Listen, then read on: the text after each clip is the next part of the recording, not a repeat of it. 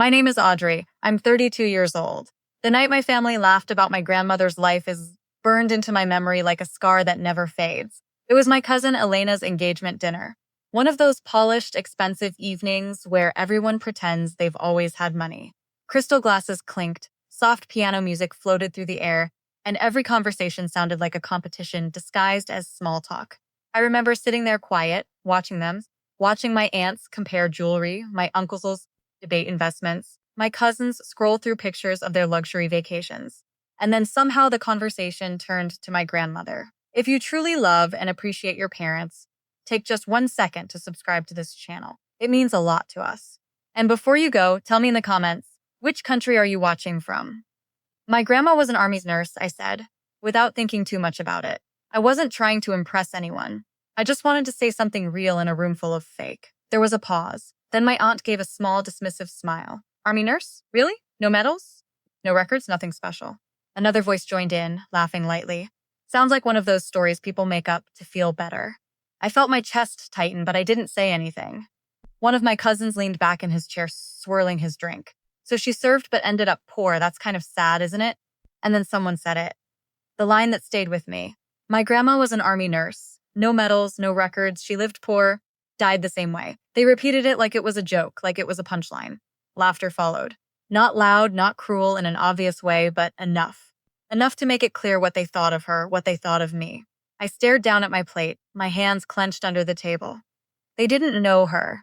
They didn't know the woman who raised me when my parents were too busy chasing their own lives. They didn't know the quiet strength in her voice, the way she never complained even when things were hard. They only saw what she didn't have. No wealth, no recognition, no proof. But I remembered everything. I remembered the small apartment where she lived, always spotless despite its age. I remembered how she used to hum softly while cooking, like the world outside didn't matter. I remembered the old photographs she kept in a worn-out box, pictures she never explained, just smiled at. And I remembered the day she died. There was no crowd, no ceremony, no long line of mourners. At Arlington, it was just me. The wind had been cold that morning, cutting through my coat as I stood there alone. No family members bothered to come. They said they were busy, said it was too far, said it didn't matter. But it mattered to me. I stood there holding back tears, feeling like the entire world had forgotten her. Then something unexpected happened. A man approached me. His presence was quiet but commanding. He wore his uniform like it carried history itself. A 4-star general walked up. I remember blinking, unsure if I was imagining it.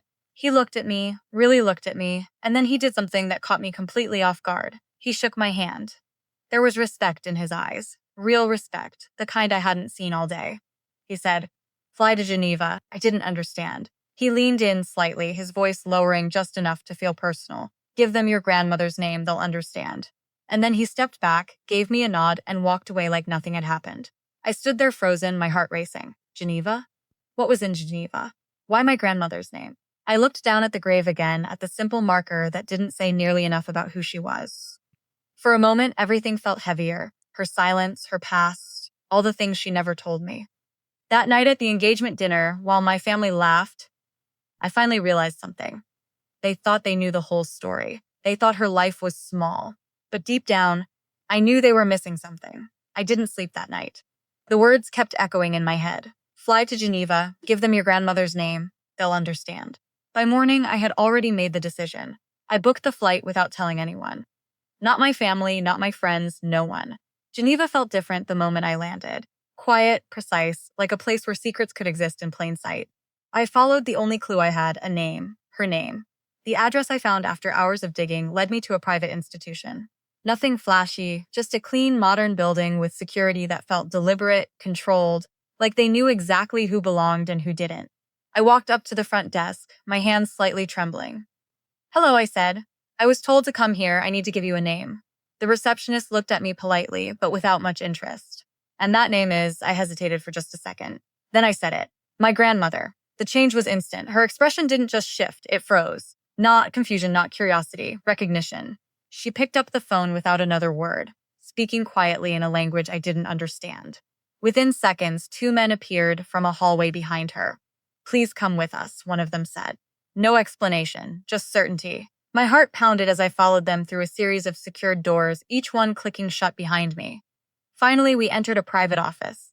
An older man stood by the window, his back turned to me.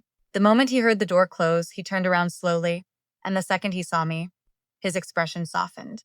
"You have her eyes," he said quietly. I couldn't speak. He gestured for me to sit, but I stayed standing. "I don't understand what's happening," I admitted. "I was told to come here. I was told you'd understand her name." He studied me for a long moment, then nodded. "Yes," he said, "we do." He walked over to a secure drawer, opened it, and pulled out a file. Thick, aged, handled many times over the years. "Your grandmother," he continued, "was not just an army nurse." My breath caught. She was one of the most important field operatives we ever had. The room felt smaller. She worked in places where records were never meant to exist. War zones that were politically invisible. Situations where saving lives required more than medicine. I shook my head slightly, trying to process it. "But there's nothing, no medals, no history." "That was intentional," he interrupted gently. "Her work could never be public. Recognition would have put lives at risk even years later." Everything my family had mocked, everything they thought was nothing, was suddenly something else entirely, something bigger. "She chose to live quietly after she retired," he added. "We offered her wealth, protection, a different life, and she refused. She said she had already done enough." My throat tightened. He slid the file across the desk toward me. "And now," he said, "we honor her the way she allowed us to. Inside were documents, photographs, sealed records, and one final page, a trust." I stared at the number, reading it twice just to be sure I wasn't imagining it. $12 million. My hands went cold. "She left this in our care," he explained with strict instructions. "It was never about money for her, but she wanted you to have a choice, a future without limits." Tears filled my eyes before I could stop them. All those years, all that silence, it wasn't emptiness, it was sacrifice. Days later, I sat across from my family again. Same kind of table, same polished settings, same people who once laughed like my grandmother's life meant nothing. But this time, I wasn't quiet. They noticed the difference immediately. "What's going on with you?" one of them asked, half joking, half curious. I looked around the table slowly, meeting each of their eyes. "My grandma was an army nurse," I said. A few of them smirked, already expecting the same story. I didn't stop. "No medals, no records." Silence started creeping in. "She lived poor, died the same way." Now they were listening. At Arlington, it was just me. Then a 4-star general walked up. He shook my hand. No one moved. "Fly to Geneva," he said. "Give them your grandmother's name, they'll understand." The room had gone completely still. I leaned forward slightly, my voice calm but unshakable.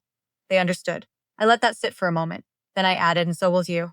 No laughter this time, no smirks, just silence, heavy and uncomfortable, because now they finally realized something they should have known all along. Value isn't always visible, and the people you underestimate the most sometimes carry the greatest stories.